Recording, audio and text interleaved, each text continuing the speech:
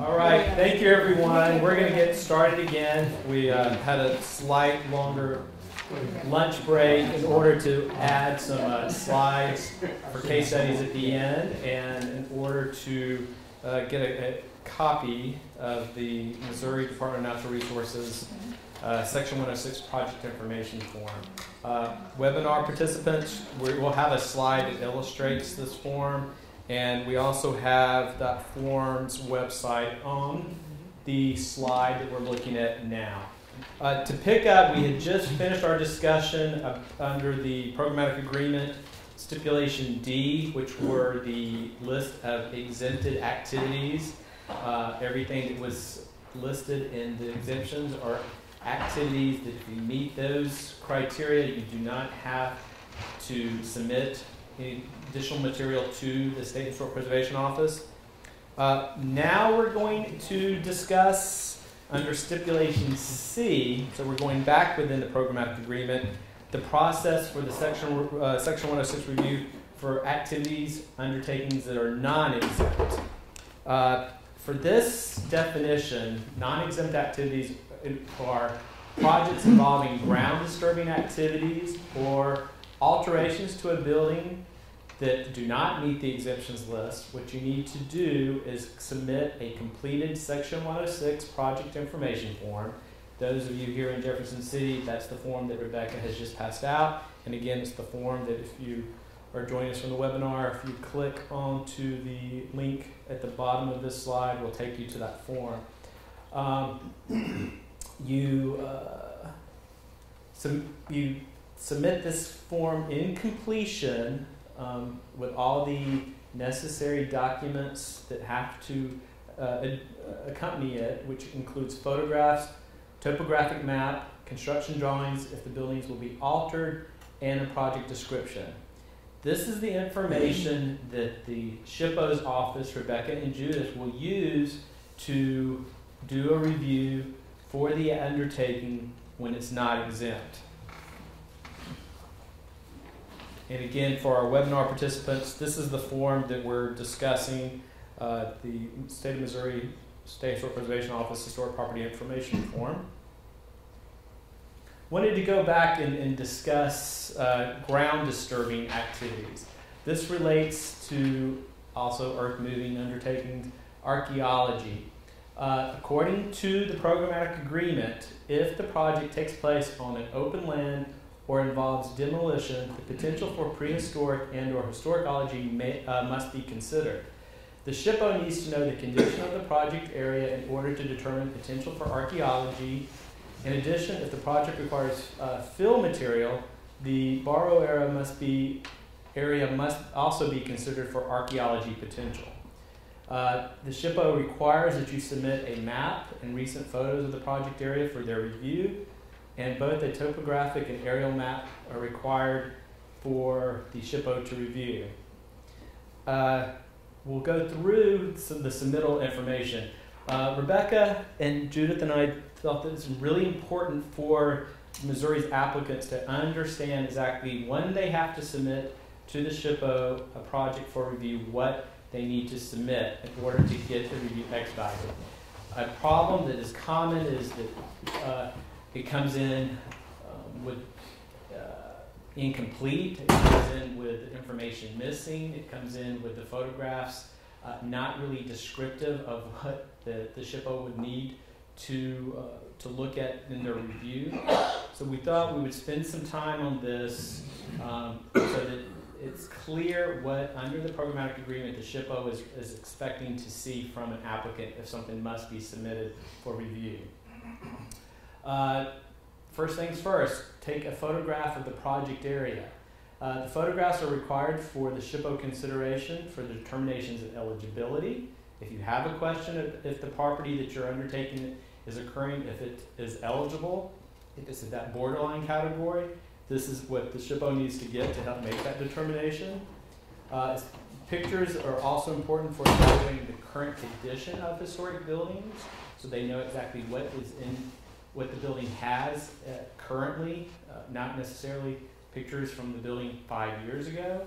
This is really important when there's issues of window repair, window retention, window replacement, also the doors. It's important that there's a clear understanding of how the building exists at the time of the application. Detailed photographs should be included in rehabilitation projects to demonstrate the deterioration of original features. Again, we've discussed that a character-defining feature of a building is part of what makes the building have integrity, which also relates to its eligibility for the National Register. If the undertaking has the potential to negatively impact a character-defining feature, or if you're just demonstrating that a character-defining feature has deteriorated to such an extent that it needs repair or replace, those issues need to be illustrated with the proper photographs. All projects should also include a map of the project area, a detailed project description. Again, include all activities that for the property that are being a component of that project. Architectural plans and elevation drawings where applicable. Give us an example of a project where you've maybe it's been to the extent where they may be doing, Rebecca, a significant rehabilitation, or they're adding an addition that has come through. Have you seen some of those kind of projects so far? We have seen some of those kind of projects. Courthouse buildings are a good example of where we've seen those. Okay. Again, as part of the evaluation for determinations of eligibility, it's important to have the information provided to the SHPO on the construction alteration dates of the property or the building. If it's a courthouse, it should be rather easy to get a brief history of the building. Also, it can be helpful in a rehabilitation if you have historic photographs, particularly of community landmark buildings like courthouses. Those are usually somewhat accessible, and you should be able to get those and provide those to the SHPO. That demonstrates to them how the building has changed over time.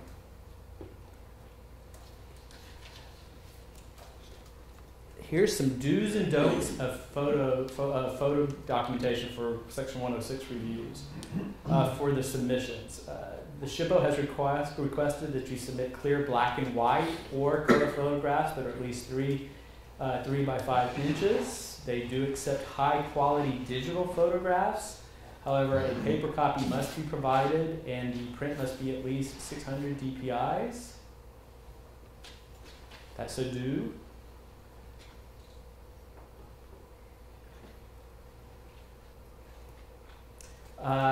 Also, a do is submit photos of more than one side of the building. It's important to see the front facade, the main elevation, but it's also important for the SHPO to have an understanding of the context, particularly if there's any auxiliary buildings, garages. The SHPO will not accept, so do not submit photographs that are Polaroids or faxed or photocopied or email photos. Don't submit photos that are too small to see any defining architectural features or too close to see the entire building. This is an example of a bad photograph where this was the only one submitting, you're only seeing a component of, looks like the front and the side of a porch, but you don't have a sense of the entire building. Lee? Yes? We've also seen a new trend in trying to submit Google Walk photo, print off an image from Google Walk, and we don't accept that either for the photo policy requirement.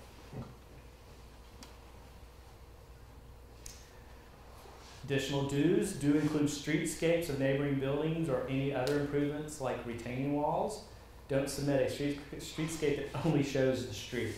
What the SHPO is looking for here is how the building that the undertaking is occurring, how it is, relates to its context.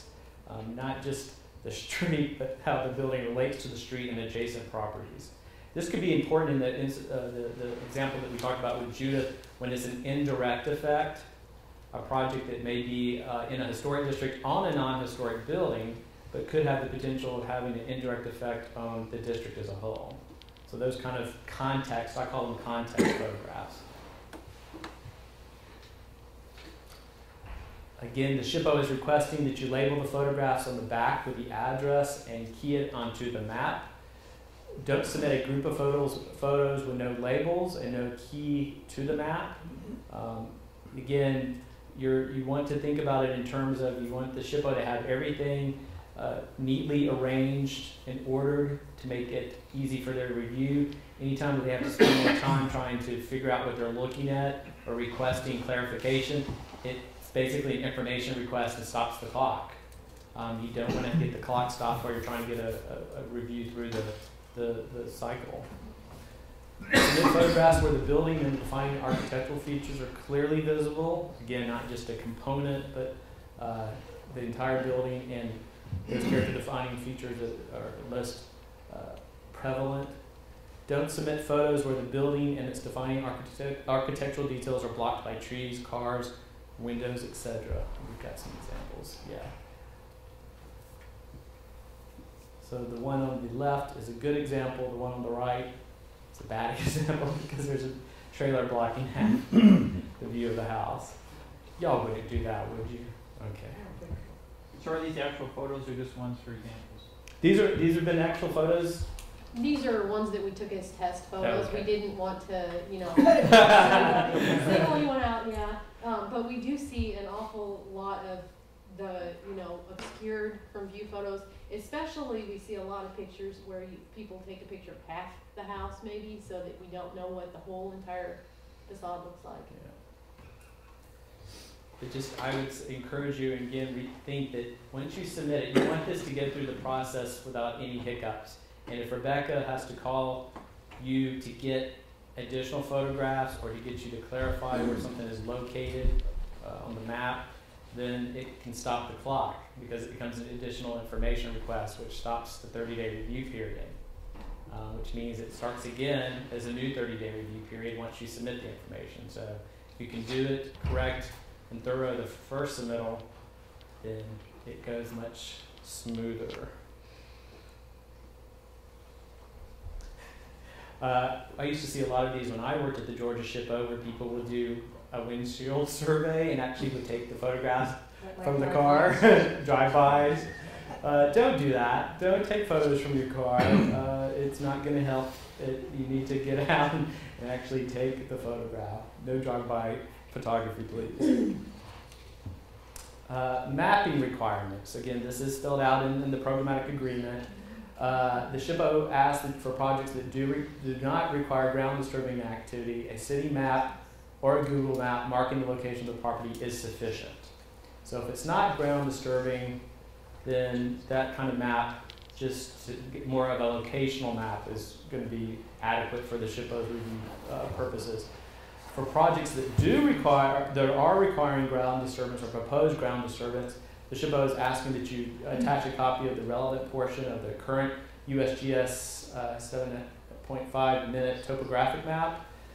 Be sure to clearly mark the project area on the map. You can order the topo maps from the Division of Geology and Land Survey in the Department of Natural Resources. And we have included a website where free topo maps can be printed from the website. Rebecca, how many projects have y'all reviewed under the PA that fall under ground disturbing activities that would require this level? Well, with the homeowner upgrade and geothermal program, there have been a lot actually. I'd guess I'd say at least 400 where there have been ground disturbing issues that we've had to review the projects. So.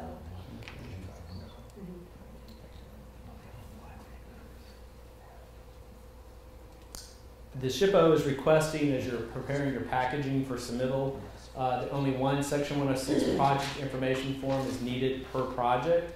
The project may include multiple addresses if it is within the same municipality, so long as the agency considers it to be a single undertaking. Should multiple properties be included in one submission, photographs and project descriptions must be provided for each individual property.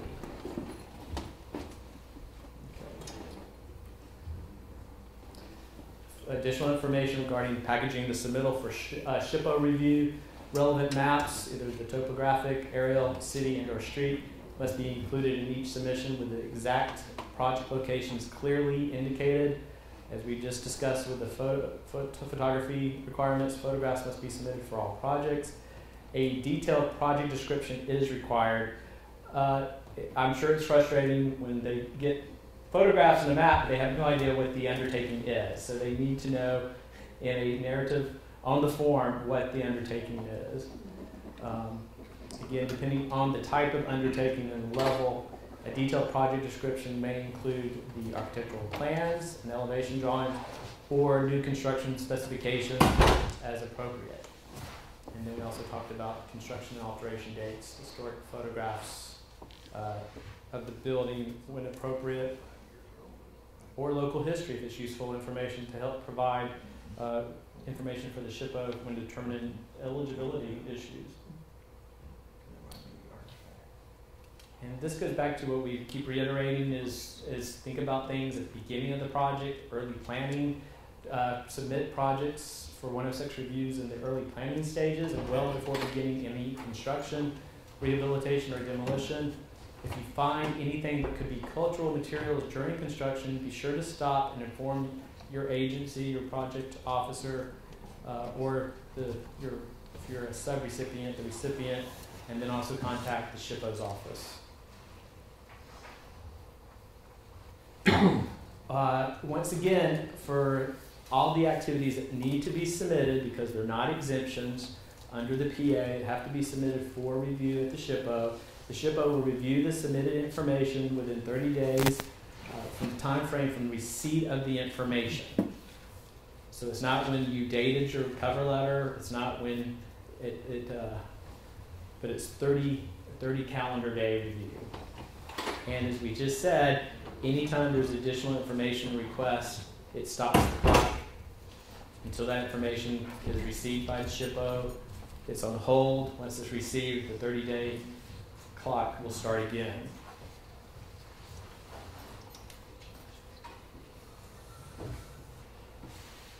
When the SHPO is reviewing the submittal of the non-exempt activity, what the SHPO is determining is if the property is considered historic. This is again if it's needs an eligibility review and you're unsure if it's well under 45 years. If the SHPO concurs that it's a non-historic building, therefore not eligible, no further action is required. You have completed your Section 106 responsibilities because the building has been deemed to be not historic, or it doesn't have the integrity, or it's 45 years or less. So no matter what the undertaking is, you are complete. If it is historic, the extent of the potential for adverse effect by the undertaking is assessed by the SHPO. If they determine that still the activity may not be exempt, but it's still it's not exempt, but they don't feel it has the potential as truly not an adverse effect, then the Section 106 process is completed. Rebecca was a good example of one, or maybe a kind of group of projects that kind of have fallen into that category that y'all have looked at, where it is historic, but it looks like it could be an adverse effect, but it's truly not, because it's not an exempted activity. Mm-hmm. And therefore you say, okay, it is historic, but where you do not feel that the undertaking, even though it's not under our exemption clause, does not have the potential to adversely affect the property. We see a lot of weatherization projects, especially within historic districts, mm-hmm. where there's proposals to replace windows and doors. Mm-hmm. And in a lot of cases where those replacements are on secondary facades, it's a contributing building in a historic district, and the window or door that you're replacing is not visible from the public right away. We would consider that to be a no adverse effect. And that's part of the guidance that the advisory council actually gave us on affordable housing. Mm-hmm. So. I'm glad Rebecca mentioned the guidance on affordable housing.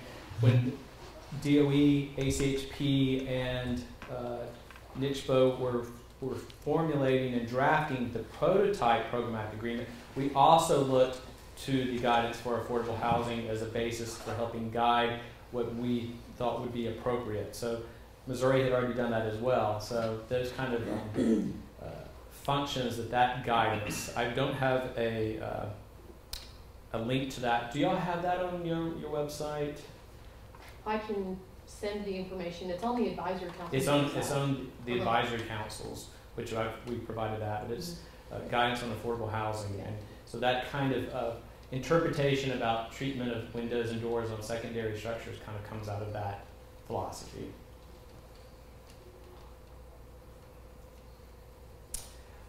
During the review by the SHPO of a non-exempt activity, if the property is historic and the undertaking will have an adverse effect, the SHPO will work with the recipient to explore alternatives to avoid or reduce the effect.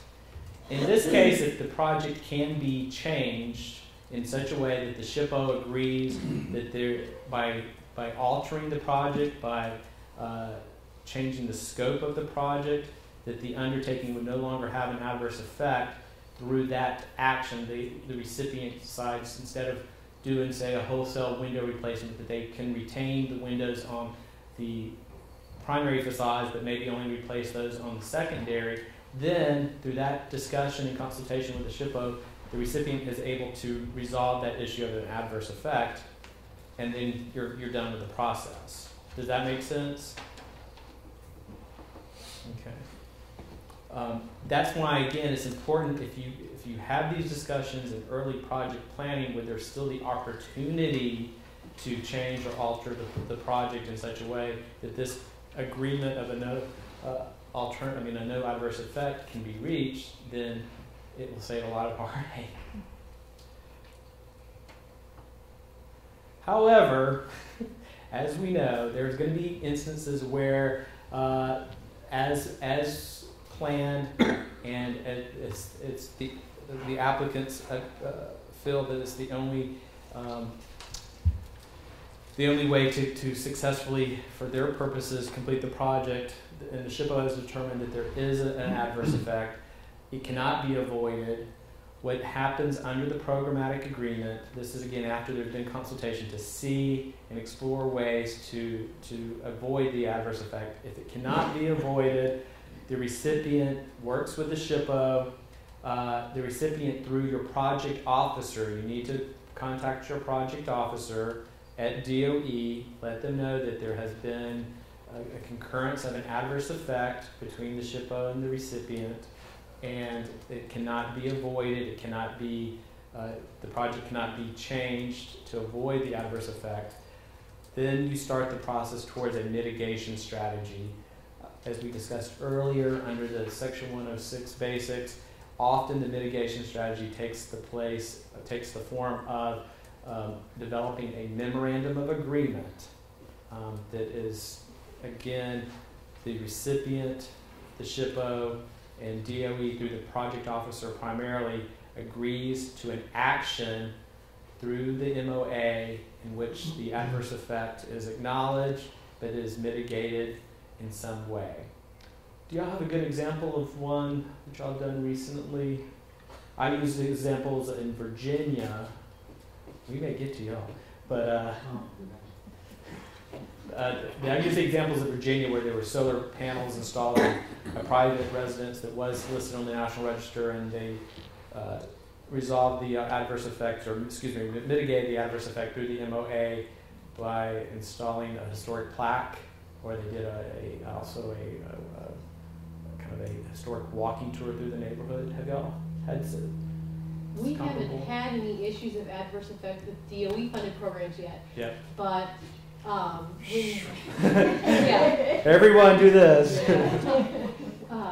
Generally, whenever we have issues of adverse effect, what we like to do is work with the local community so that we're returning something to preservation within the community that's being impacted. So that's true. We'll talk to the community, and in some cases, we might have a display. Yeah. We've had a lot of Americans with Disabilities Act issues with some of our courthouses where listing those properties on the National Register of Historic Places was a type of mitigation.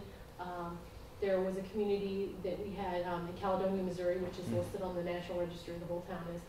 And as mitigation for that cell tower, the community needed more information about historic tax credits and some of the other opportunities they could have. So, we really try and work with those communities rather than, just thinking of something on our own. Yeah, and that's having that involvement of the communities as part of involving the consulting parties. That's all part of how the Section 106 process is supposed to play out. And when you have them, involved, and it's usually easier to come up with an agreeable solution through the mitigation. It's usually one that everyone will appreciate and recognize as bringing value to the community. And again, it usually occurs when there's a recognition that there has been an adverse effect to a historic property, but there may be other public good issues for a community that can come out of that. So, yes. How long does it typically take to write an MOA in your experience? Well, my experience with the DOE OWIP programs, they're usually two weeks to a month.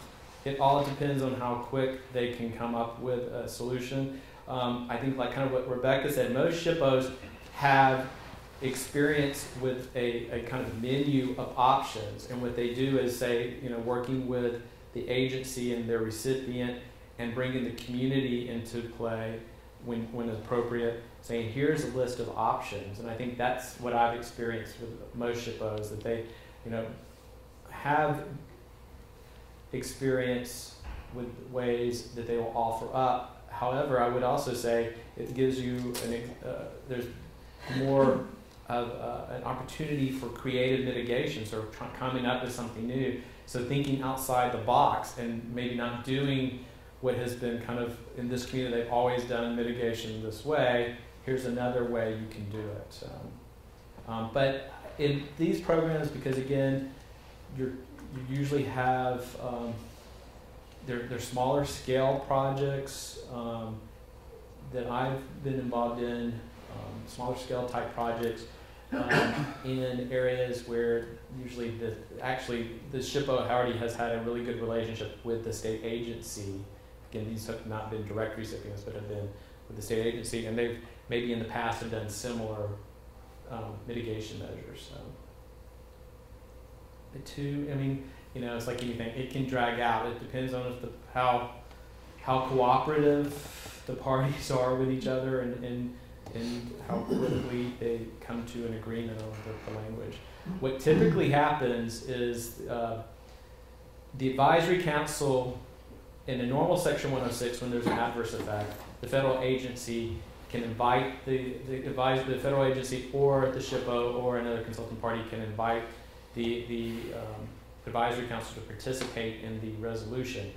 We don't always. We'll look at the situation. We will look at the specifics of that project. Find out what the issues are, why, okay, yes, there's been an agreed upon adverse effect, but if everything's been following the procedure, if there does not seem to be any issues under what we call Appendix A criteria in our regulations, because of workload issues, we don't participate. We try to step out of we try to encourage the parties that have the most involvement, most knowledge of the situation to be able to try to work it out amongst themselves without ACHP having to be a component of the consultation. That happens a lot with HUD cases. I mean, think of as many HUD cases, I would say 90%, there's not enough criteria under Appendix A for ACHP to really get involved, so we encourage, we say that we decline. If there are situations under our reg, if there are situations that then develop after ACHP declines to participate, we can, under the regs, then come back and say, we still think we can add value. With the DOE, the prototype is set up that same way too. And I think we've got the Missouri agreement is comparable to that, but we also said that if any other parties besides DOE, if the SHPO or a consulting party request us to be involved in helping to resolve an adverse effect. So, I guess part of my question was mostly that a lot of these projects, like weatherization, are small. yes. And you usually try to avoid anything that goes to that level just because of the timelines, Yes. Mm-hmm. et cetera. So usually in OAs, I think I see are larger projects. Yes. There's something you're trying to correct that was done wrong in the first place. But if you're planning ahead, usually you try to avoid them. Yeah. Yeah.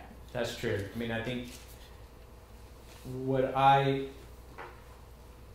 saw for like my first year in the position, or the first year of the PA, that what DOE was encouraging the recipients to look at were funding undertakings that weren't going to be adverse effects, to be blind, so that they could get projects through that would not be bogged down in trying to resolve them through Section 106 and consultation.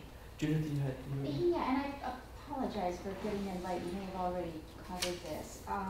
But I know the recipients are not supposed to carry on with an adverse. That's supposed to go to DOE.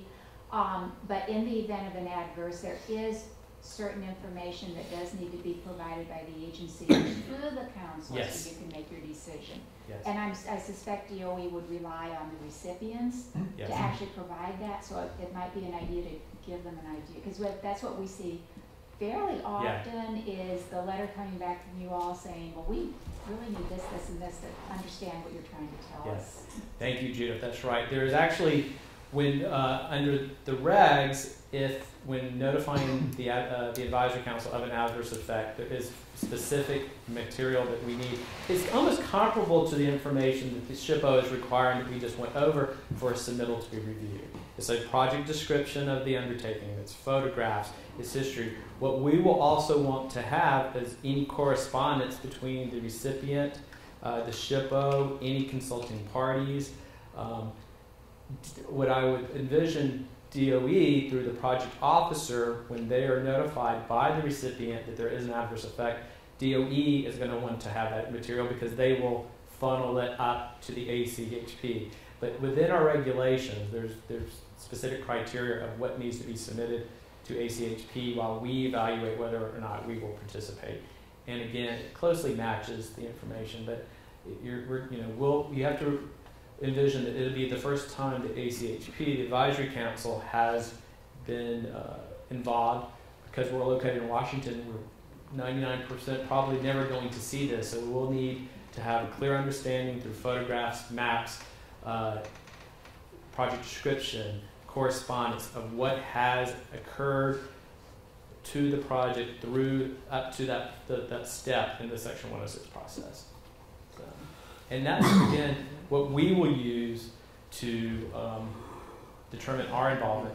Under the programmatic agreement, what we've tried to do, and to this day, ACHP has not been involved in the resolution of an adverse effect because DOE, the recipient, and the SHPO have been able to resolve it through successful mitigation through an MOA. What we try to do is, again, in order to not have delays, as soon as there is an interest for ACHP to be involved, let us know and get that information to us quickly. So, because we don't want to be holding up the possibility of a resolution because we don't have complete information.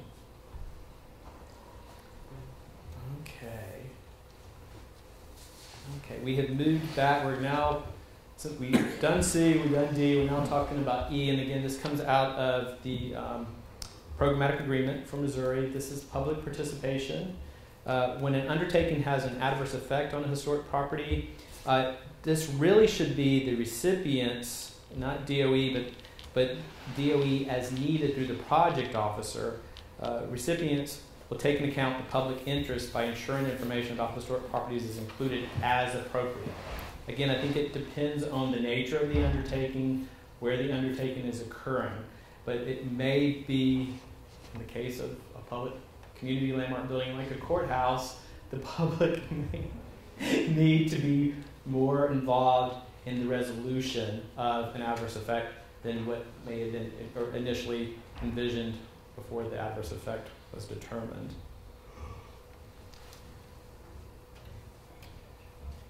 Stipulations F and G, a lot of these stipulations are pretty much always seen in any type of a programmatic agreement or a memorandum of agreement. Missouri had included a stipulation regarding technical assistance. Recipients may request advice, counsel, or assistance from the SHPO, DOE through their project officer, or ACHP as needed. All of us would much rather you ask us a question. If you don't know, then you proceed as if you knew the right answer and it was the wrong path to take. So never hesitate. I mean, I think, again, always start with making sure your DOE project officer is aware of any concerns you have. Appropriate talk with your SHPO, and then if usually the SHPO will call ACHP or DOE through the project officer, or Catherine Aleda in the attorney's office will let me know, and I will seek to try to provide guidance of how to move forward. But always, it's better to ask than to assume you have the right path when you're questioning it and going the wrong way. Only if you know what question to ask. That's true.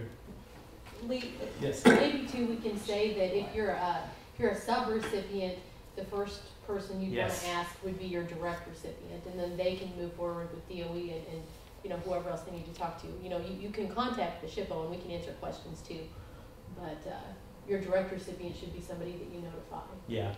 I always envision it, anyone that you're accountable to, because they have provided you, they need to be aware of issues or challenges you as a subrecipient are facing. So you need to make sure they know, and then they will, so that they're not out of the loop on it. So thank you for that clarification, Rebecca. Okay. Monitoring. The PA includes language that the SHPO, DOE, and ACHP will monitor the implementation of the programmatic agreement and how it's working as needed.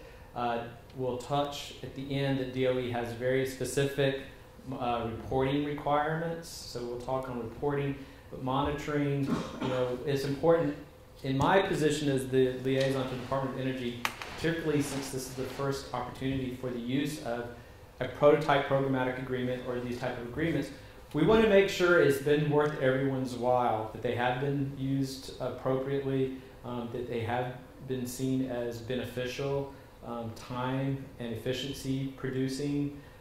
We will continue to monitor those. I mean, as I said earlier, so far we have 41 agreements, and I haven't had one state who has one, which is they hadn't. We have the opposite. There's some states that at first thought that they would not require one and have come to us and said, no, we now would like to do one. So we'll continue to monitor. Other agreements that y'all have done before, just out of curiosity, how does the SHPO usually monitor? Is something comparable? Just talk to the signatories and those and see how effective the... Yeah, well, we had been taking the approach with PAs previously in actually writing in a requirement for annual reports, but that actually turned out to be cumbersome. Yes. In most cases, so we wrote that in to monitor as needed or Yes. upon request. Yeah. I think that is, I would say, a very positive approach. So it gives you the ability to check in and say, you are not following the prototype, or what we thought would be envisioned as how you would follow it is not working out. Right, and we're a bit selective too with who we enter into a PA with, because it implies a certain degree of trust. Yes. But doesn't the Department of Energy monitor their sub-recipients to make sure they're complying? Yeah, they do in the reporting. Yeah. So. Okay. Stipulation H in the PA is regarding public objection during the implementation of the programmatic agreement. The recipient shall take into account any objection raised by a member of the public and consult with the party making the objection, DOE and the SHPO, to resolve the objection. I think this is always good to have. I think this is standard language, whether in the instances of the undertakings under these programs this occurs. It could, again, depending on the type of activity and the type of project. Have any come to y'all's attention where there's been? There have been a couple different types of objections. One thing I would note is that these are objections related to historic properties. Right. So if somebody contacts you because of water pollution or something, that's not something that you would contact the Historic Preservation Office about. That you would need to find the appropriate party to discuss that with. But Good we've point. seen it. Yeah. Okay. Stipulation I is dispute resolution. Again, programmatic agreements usually always have this type of a stipulation. In the Missouri agreement, it spells out that the recipient, SHPO, and DOE are involved in dispute resolution, and ACHP may be involved if requested. That is if the parties who signed the agreement disagree with how the PA is being taken, or if, say, there's an MOA that is not being followed, then that could bring attention to all the whoever is bringing the objection or has a dispute about how the MOA or the PA is being implemented. Gives them the option to start discussing how to resolve that. Again, that's pretty standard language. Okay, under the programmatic agreement, yes, sir. I have a question that relates to FGHI, the relationship between direct recipients and MDNR, which is all these stipulations, F, G, H, and I, refer to MDNR as the point through which all this activity occurs. Yeah. With direct recipients, we have no relationship to MDNR. That's so correct. How does that apply? That is correct. That was one of the tricky points that when we were working on how the programmatic agreement, once executed with DOE, its applicability to direct recipients who do not have any type of relationship with the State Energy Office. The State Energy Office does not have any responsibilities or role for the direct recipients. Whether you're a sub-recipient of a direct recipient or the direct recipient, you then need to go through DOE, not the state agency at all. We had many discussions to make sure that was clear, because you're right, there's no... Just for clarification on my part, yeah. Does that mean we do not go through the SHPO, or does that mean we don't go through MDNR?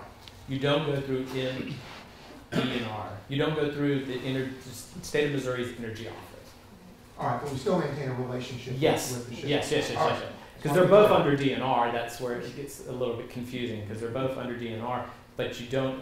Energy Office, yeah. But that's a good clarification, because that was a really good question, because we had to resolve the specific language in Missouri's interagency agreement, because it was only between those two entities. But then how to take the actions from that and apply that to the direct recipients, not going through Missouri State Energy Office.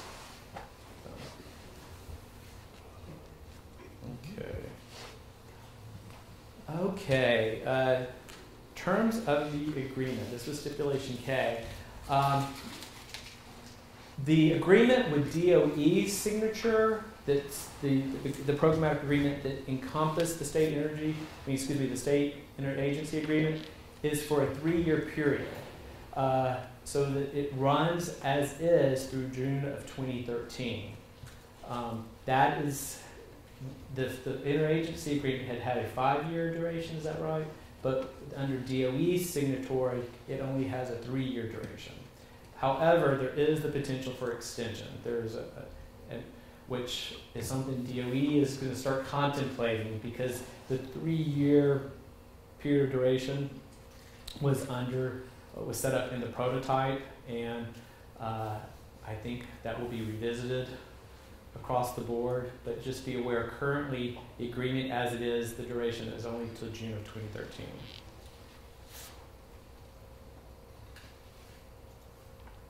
Okay. Again, a stipulation that's always wise to put in any type of a PA or an MOA sometimes is unanticipated discoveries. This is stipulation N. This pertains to archaeological sites and buildings or structures. If a discovery has occurred in the course of the action, meaning something has uncovered, or you find out a building does have historic content left, or it's it needs to then be reevaluated, I guess is the right word. So the recipient should stop the work, notify the Department of Energy's project officer, the SHPO for sure, and other interested parties. Missouri has their own specific language regarding discoveries of human remains. Judith, did you want to touch on that, the language from that? So Missouri actually has two laws that would probably be relevant in this case. One is Chapter 214, which is cemeteries, and that is a local law enforcement issue. The other is 194, 400 through 410, and that was primarily written to address Native American burials, historic and prehistoric. Some non-Indian remains can also fall under that. But first and foremost, if you encounter what you even suspect may be human remains, your first point of contact is local law enforcement, because they need to determine if it is or may be a crime scene. Otherwise, there is a bit of a gray area between the cemeteries law and the unmarked human burials. You need to, if you need to do a little research and find out if there's any records that there might be a cemetery. Brad knows all about cemeteries that have been forgotten in the urban environment and are then unfortunately discovered during projects. So, yeah, but again, if it's a cemetery, it's dealt with locally. If it's not, as long as it's not a crime scene. So just be aware of that. And again, depending on the scope of the undertaking, if something occurs that falls under that category. Sorry. Human remains. Yeah. It happens. Weatherizing homes. We thought you said the scope of the undertaking. Oh. No pun intended. Yeah. It's in the afternoon, post lunch. All right. This we really kind of already covered. I'm not gonna. You said it wrong. Wait, can I ask a quick Sure. question? And I'm sorry, but as we're talking about this, I'm realizing that I have other federal grants that I've received for different things. Are there similar agreements with like the EPA? There is not an agreement like this PA or the prototype for EPA right now. I will tell you, a lot of federal agencies are starting to look at doing something comparable. HUD has done a state PA, but only for about, I don't know exactly which states, but it was not opened up for every state to possibly participate. So if I'm working with downtown businesses that are making improvements, and that is a historic district on that, are they supposed to be submitting that they're going to make changes to the section one? I mean, you know what I mean? Because it's an EPA federal funding grant. EPA. Sorry to take this off, but I that's a good question. Other money too. It's EPA's responsibility to complete the Section 106 review process. Section 106 is a burden of the federal agencies. There are only a few that have delegated those responsibilities to others, and HUD is one of those, and Energy is the other. So if it's EPA, then you should look to EPA to take care of those issues. Okay. I don't even know if they've mentioned. I mean, no offense. Yeah. Okay. But what we sense at the advisory council that as these program alternatives, again, that's the classification under our regs, 800.14, program alternatives. Another program alternative is a program comment. A lot of federal agencies are looking at these program alternatives and trying to identify mechanisms like this PA that streamlines and the review process, provides efficiencies and protocols, but what it also does, it makes them step up and puts themselves basically on point and saying, we acknowledge our responsibilities, we acknowledge that we have Section 106 compliance responsibilities. This is a way that we can achieve our responsibilities as well as making it less cumbersome. So we have discussions at the council frequently now because of the success of this programmatic agreement, of the prototype programmatic agreement, and other program alternatives that other federal agencies are starting to, come more often, and nothing has come to fruition as such, like for EPA, but I would envision. There's a nationwide agreement for FCC, for Federal Communications, that was, it was before my time, but it was controversial. Is that fair? I mean, some states were not as in favor of it, but so there is a nationwide programmatic agreement for FCC. There's several program comments with the General Services Administration. So if you work with other federal agencies, keep your eye on those possibilities. And it's something, of course, the SHPO staff will have a heads up as. Oh, and it's on your website. And it's on our website, which I have to give a plug. If you've seen our website, and hopefully with the web, we need to enter the 21st century, and we're about to redesign. I've been heavily involved representing the Office of Federal Agency Programs with content information. So, and hopefully in the next 2 months, the Advisory Council's website will look completely different, will be much more user-friendly, more logical. So as a plug, thanks, Judy. Look for improvements on that, and I think it's going to be a new day. We all look forward to that. What I put up, we referenced that in the last couple of weeks, DOE, the SHPO, and the State Energy Office did sign the First Amendment to the programmatic agreement that, again, clarified the applicability for direct recipients. And then we added the language for emergency undertakings.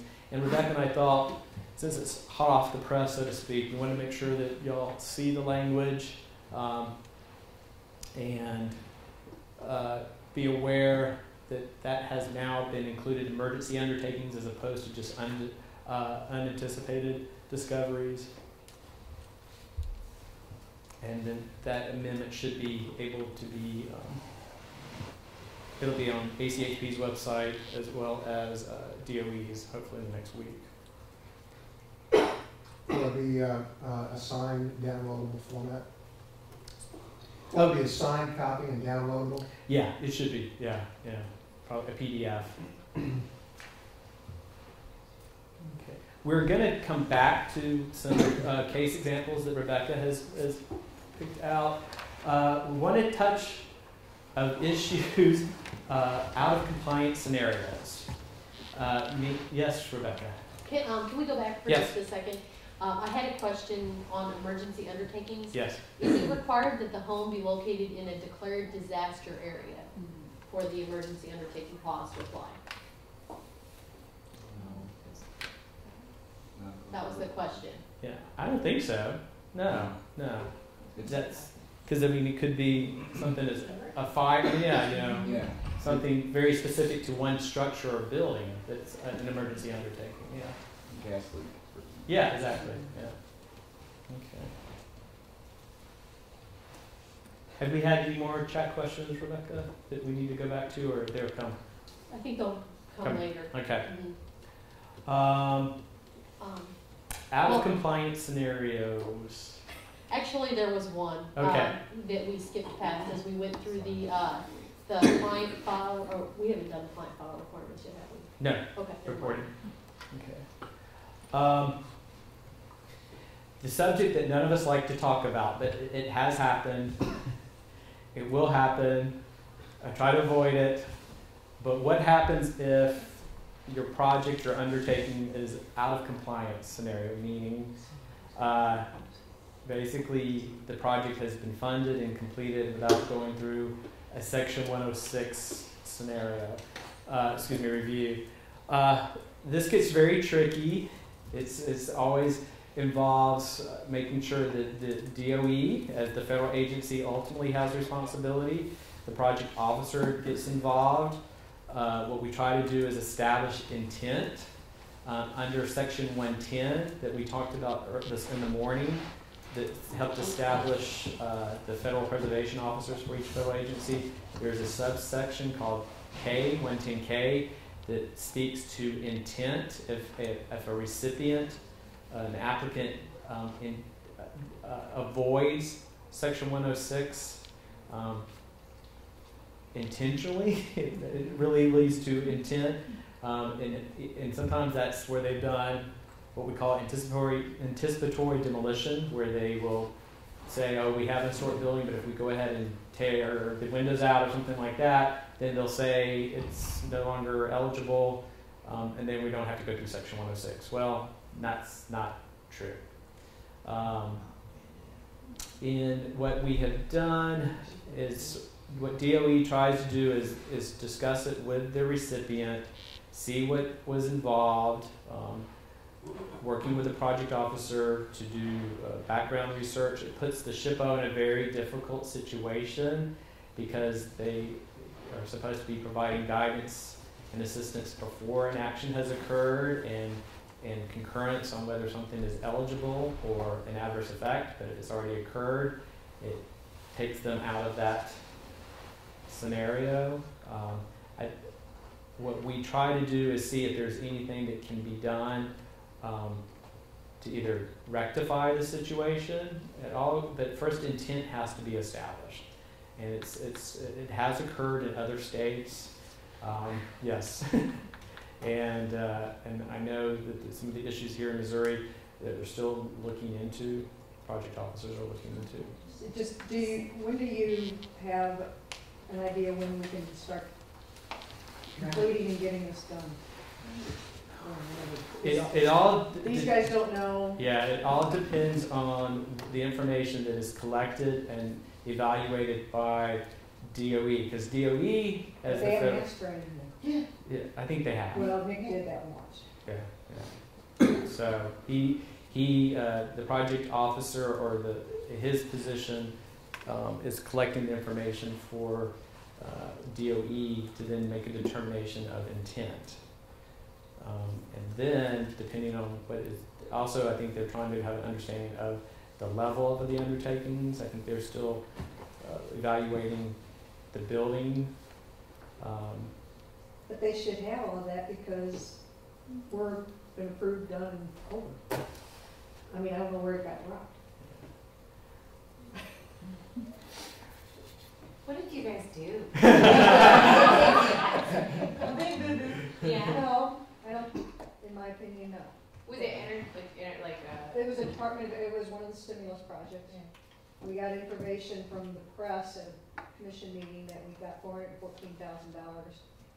Want to know what we were doing with it, and we're like, huh? We did? No, it took us 3 days. Department of Energy trying to get through, McCaskill's office, Bond's office, DNR, et cetera, trying to find out. National Association of Counties finally hired somebody to get us through this whole thing. Yeah. We didn't even know what it was for, because nothing added up to 414. And it was, and what we found out, it was for some renovation of the old courthouse, which is 1923. Yeah. And We missed the 106. yeah, and somehow we missed the 106, but that's an annual. That's a side. Thank you. Yeah. Well, and as we were talking about at the break, my understanding is the DOE is collecting that information, and then they will do an evaluation. So. It got so bad, was asked to be on a conference call with Vice President Biden. Whoa. Yeah, Yeah. because it was such a mess trying to get information on how to do it. Well, I think that's just a sidebar there. It becomes harder and harder as there's more and more grants available. Well, they just People weren't apply- ready. some In people my apply opinion, and they you just don't weren't know. ready for it. And Yeah. it just Yeah. It becomes hard. snowballed. Thanks. So, Yes. logical extension of the discussion, what are the penalties if there is determined to be intent? Well, if there's intent, the money could be, I mean, it's all about the release of funding. And if We've already DOE done with that, too. determines that there was intent to avoid it, then that they should revoke the funding in order to keep their compliance nose clean. Yeah, but that's, I mean, just hypothetical, because DOE, in their notification to all their recipients, they can document that they provided direction as to which reviews would be required for receiving the money, including anything related to the National Historic Preservation Act in Section 106. So that's the federal agency demonstrating that they have provided the information to the recipients. Also, there is an acknowledgement letter specifically to direct recipients that says by taking this money, you will follow, once that programmatic agreement's in place, you will follow the specifications of the process outlined in that programmatic agreement. So, yeah. I guess they do take money away. They do take money away. Oh, HUD does it. Yeah. Yeah. I did have It happens. Yeah. a number of years ago. So I know the agencies do not like to do it, but they have to keep a demonstration that they are following the federal regulations. Reporting requirements. We touched on this earlier. DOE again has very specific requirements for reporting for all their OWA recipients under the 3 programs. They're required to report to DOE annually in September regarding their compliance with Section 106 historic preservation process through the PAGE reporting system. Several people shake their head and pull their hair about doing the PAGE reporting. Recipients, you should have all reported once in 2010, and if you have questions regarding historic preservation reports, you should contact your project officer. I know I participated probably in January and February with some webinars on how to do the PAGE. Did any of y'all participate in those 7 webinars? Didn't understand a word of it. Seriously. But that's good. DOE needs to hear that as well, because as they prepare for guidance and technical assistance for this next year, how they can make it more understood and more user-friendly. Even if you choose never to work on those projects again. What we're going to do now are look at 3 close to real life case studies of projects here in Missouri. What we're going to do, and again, the people in Jefferson City are going to be able to more actively participate in these case studies. You participating through the webinar, think about what we're talking about, how you would address it, what steps you would take. We're going to start, let's start with the back. And what we're going to do is the back 2 rows, y'all are going to kind of powwow once we talk about, I'm going to give you some specifications of the project, and then you're going to share with everyone how you would, using the information from today, using the information you've already acquired from using the PA, how you would go through a Section 106 review. Brad, y'all will be the second case study, and y'all will be third. Okay? So the first case study. Okay, here is our project. This is a home owned by Mr. John Smith in Cole County. It has received a Weatherization Assistant Program grant from DOE. They are planning to do some energy efficiency upgrades, including some window replacement, some furnace replacement, and possibly some insulation under the crawl space. The date of construction of Mr. Smith's residence is 2004. Back rolls, what were the steps you will take to complete your Section 106 responsibilities as a recipient for this project? Nothing, because 2004. And why? The building was constructed in 2004 under which? Under the timeline, 45 years. Age of the property. Okay. So you can document that Mr. Smith's house was constructed in 2004. You acknowledge that there's an undertaking by the grant. However, under the exemption for properties that can be established to be less than 45 years old, you no longer have to consult. So, and the type of activities. That really required 2 rows. It did. I'm sorry. I was going to try to jump around, but A cemetery, a historic district. Oh, it gets better. Okay. Middle row. I Okay. Oh! Be careful what you wish for. Now, that's what I'm used There to. you go. Sorry. Okay, here is the residence of Miss Jane Doe. It's located in St. Louis. She has also received a grant from the Department of Energy for some weatherization improvements. This property was constructed in 1934. The type of activities that they would like to do include window replacements. They would like to do some solar panels on one of the sides of the gabled roof and possibly insulation. So how does this project go through Section 106 review for Missouri? Well, first and foremost, it's more than 45 years old. Okay. Second of all, okay, It's also an undertaking, Yes. Yep. because of the weatherization grant. right, and it's doing some, proposing some non-exempt items, window replacement, and there's potential for problems with solar panels from the, viewable from the right-of-way, so it's got to be reviewed. How early will you contact our SHPO friends? And as soon as we get the case file back, it shows the initial photos and the initial review of the property. Would anybody, okay, we know the year it was constructed. Does anybody see maybe any issues of eligibility because of integrity? Maybe? Anyone? Brad? Potentially, yeah. Brad, which ones would you think could be? This one. You know, it's replacement siding on it, but it's not hard to see from that picture. Yeah. Like it's veneer or something. Yeah. The brick veneer stuffy. Brick tension? It's pretty simple design too, Yeah. so might not even be a historic property, but you'd submit it to the SHPO to Okay. make that determination. That's absolutely. All right. So far, so good. All right. Okay. Lee, you guys ready? Yes. Yeah. You missed it. We're a team for case Okay. study. Oh, yeah, yes. I missed that one. Rebecca, what do you got?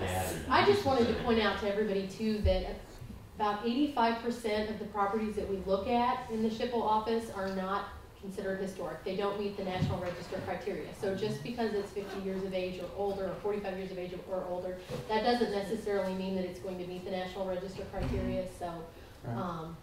you know, that's just something to remind everybody. Yeah. All right. Oh, of course. You didn't get a courthouse, but front row you got City Hall. This is the Manchester City Manchester. Hall. They got an energy efficiency conservation block grant to do energy improvements. They would like to replace all their windows. They would like to add solar panels to the roof. It was built in 1895.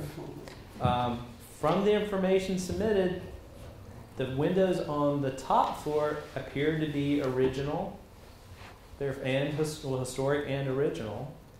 The windows on the sides may have been replaced. What actions and items would you, or how would you go through a Section 106 process for Mr. Manchester City Hall? Does meet, I would think it does meet the historical part of it, and they have some other stuff in that area that I know that's in the Mhm. historic type district, if I used to go there. And we did receive funding, so we know it's an undertaking. Right. So we need to submit. And the windows would have to be clear glass or clear glass or whatever it was. And then the public view with regard to the Solar panels. solar panels. So we'd submit all of that in our 106 application to Rebecca and Judy. Yes, the historic property information You might want a form. little bit more of the building to show. Well, yeah, you we need different more pictures. pictures. Yeah, but say you would definitely want to do, especially Because the, there's looking some at the windows stuff that, to determine which ones are historic, which ones are not historic. You may have to, when it comes to solar panels, from this angle you can't see the roof, but you may have to do some sight lines to see if.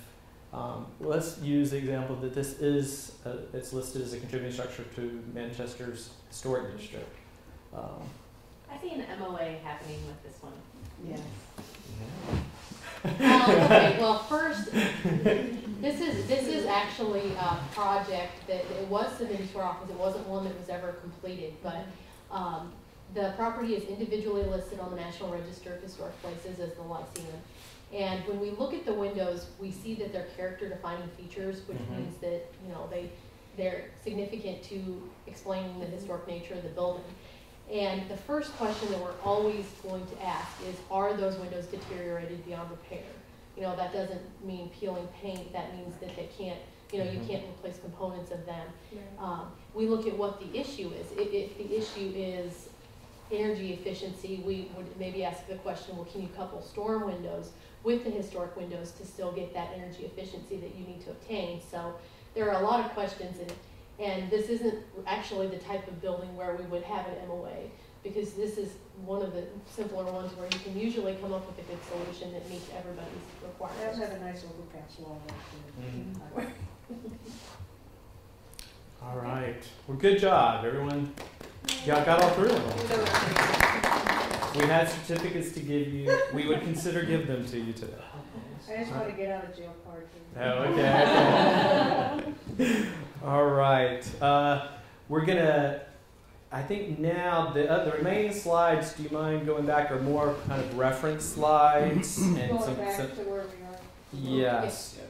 But I think what we're going to do now is start taking questions that either we have not covered from our chat friends, or questions that.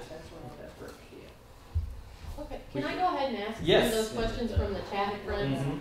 Okay, one of the questions that we had, would an interior kitchen door replacement need to be submitted to the State Historic Preservation Office?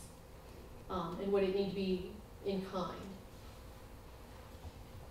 Did you reply to that one yet? I didn't, I Oh, that's replied, right. but I thought everybody would like to know that the amendment that we signed 2 weeks ago. 2 weeks ago, Yeah. or even a week ago maybe, did include an exemption for interior doors. So interior doors can be replaced now as part of this amendment. Is there stipulation with regard to changing their size? Yeah, it says that replacement of interior doors where the size of the opening is not altered. So that's an allowance. There's also an allowance for the installation of new storm windows, where the finish of the new window matches the finish of the historic window. Is it the same with the hardware? There's an exemption for door hardware. Yeah. One quick question. When you say finish of the storm window, do you mean in general how it looks like from the right of way, or do you mean the material itself? Does it have to be can it The color. just color? Yeah. You know, or brown and white or whatever. The That's color, just- yeah, so that it's not obtrusive. We look at storm windows as a reversible alteration, so it's not as, So in this particular case, if it's an historic building, you allow vinyl windows, no. vinyl storms?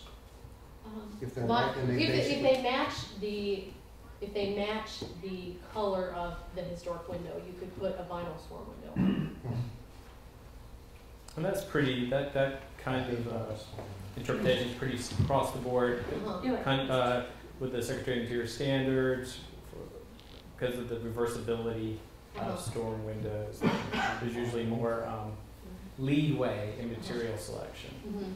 Yeah, and we have even a little more leeway on this program than what the standards require. The standards require that you match the profile of the historic window, but you know, again, these programs are for low-income property owners, so that's. So, just digital configuration, like a double hung with a meeting bar has to meet.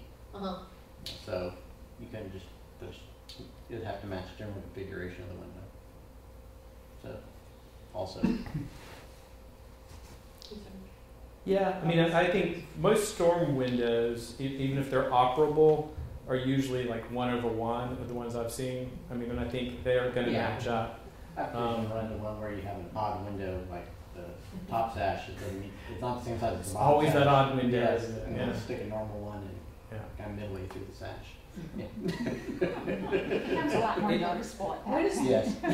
the amendment to the memorandum going to be available, or will we get notice that it's when it's signed and done? And It has been signed, it's executed. It just DOE has to upload it as a component so of we keep the checking DOE or what? Yeah, and I have a link. You can go through ACHP's DOE information page, takes you to DOE's page with all the executed programmatic agreements, and because this is, I don't want to look behind you again.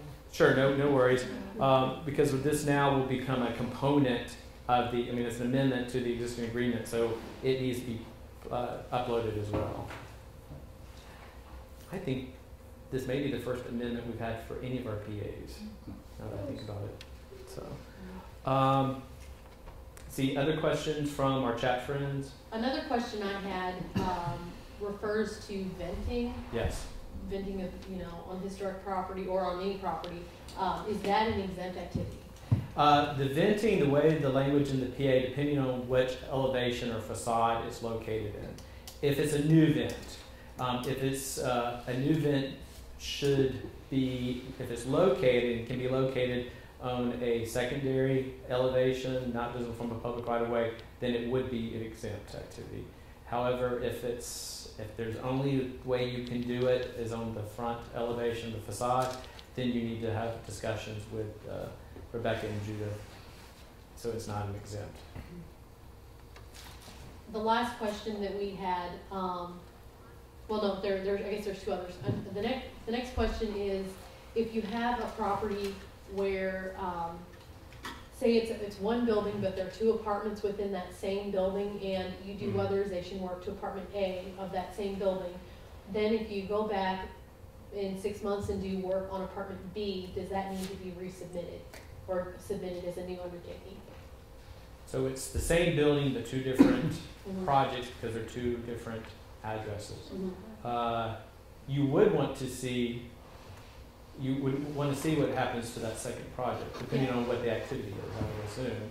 Yeah, well, when we review a home, we look at the entire building itself. So there is the exemption in the programmatic agreement that says if it's been reviewed within the last 5 years and it's not historic, then it doesn't have to come in again. So when we send you back a letter, oftentimes we don't put apartment B, we just put the address for that home. It covers it covers it that way. But if we do tell you that it is, it is historic, then you would need to resubmit the information. Would that also apply to duplexes that have two different addresses, even though it's the same building?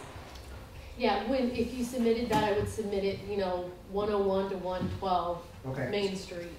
Is that, one of the properties, the activities for the first submittal were exempt, but then on the second unit, they were non-exempt. Then they didn't get our comment, so you would have to submit it. Yeah. Well, if the property itself is already being eligible, they wouldn't have to resubmit. If the property is already determined to be ineligible for the National Register, and then it went back. She said that if it didn't ever come in, if it was never reviewed by us, because they say only put insulation in, it was a non-exempt activity. Then and it didn't get reviewed the first time. Then the second time it would need to be reviewed. Okay. That was mine. Okay. And the final question was, can you give some more clarification about the emergency policy? There was a little bit of confusion, and I thought maybe you could explain the intent of that policy and how, the federal regulations 36 CFR 800 what constitutes an emergency under those regulations, and how our amendment is supposed to help people further.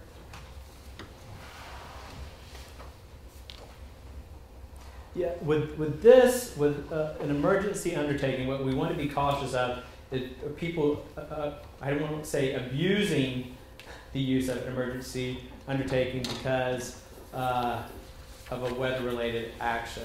I think there is usually a 7-day review period. That if that's correct, Rebecca, that if a recipient feels that there is an emergency undertaking needs to occur, they should contact the SHPO, and the SHPO would inform them. But depending on what the type of emergency it is, I mean, we're talking, mostly we're talking if it's like furnace replacement, things like that, and trying to get a new furnace in place. Is that? Well, I'm a little the emergency undertakings that we've included in this are for health and safety measures. Correct. So if you go to the website link, that explains exactly which activities are ones that you can do, but they also have to be activities that are within the programmatic agreement as exemptions. And those are ones that you can go ahead and do, and then say you're also doing window replacement as part of that project. You can submit what we would consider phase 2. So you do the emergency activities that are considered exempt, and then submit the other half of the project. If it's something that's not related to that, if there was a question about window or door replacement on a historic property, then you go back to that 36 CFR 812. And if it constitutes an emergency, declared by the city, county, governor, or president as an emergency, then that's when that 7-day policy kicks in. If it's something that you need to get done more quickly, you can always call us, and we always try and work with everybody to, meet deadlines. Yeah. That was a question we got from one of our chat friends, so hopefully that cleared it up. Okay. Do we have any questions in Jefferson City?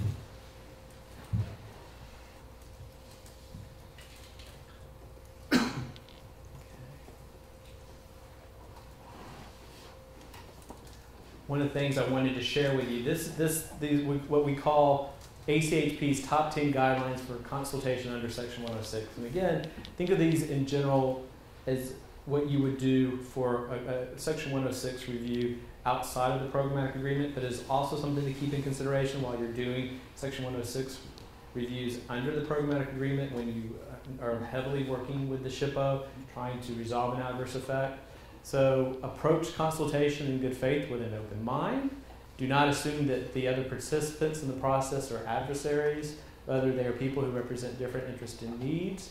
That includes appreciation for your SHPO staff and trying to help you through the process. Make sure your interest as the applicant is clear. Acknowledge the interest of others as legitimate. Seek to understand the interest of others. Identify shared interest. This all helps as you're trying to seek solutions. Develop and fairly consider a wide range of options. Look for options that will allow mutual gain. Try to identify solutions that will leave all parties satisfied, and be flexible and creative. And I love number 10. Again, we're talking about mitigation measures under a memorandum of agreement. Think outside the box, and the SHPO will work with you to try to come up with a creative solution. And on that note, if you still have questions, which hope you still have questions after you leave here today. This is an evolving, we've tackled a lot of information in a relatively short amount of time. We've talked about Section 106 broadly. Generally, we've talked about programmatic agreements. We've talked about the Missouri programmatic agreement and how to use it. As you continue to work with your own program, and don't be discouraged if you've had some bumps in the road. But if you have questions, obviously you now know Rebecca and Judith here at the SHPO's office. I've spared Judith, but provided Rebecca's contact information.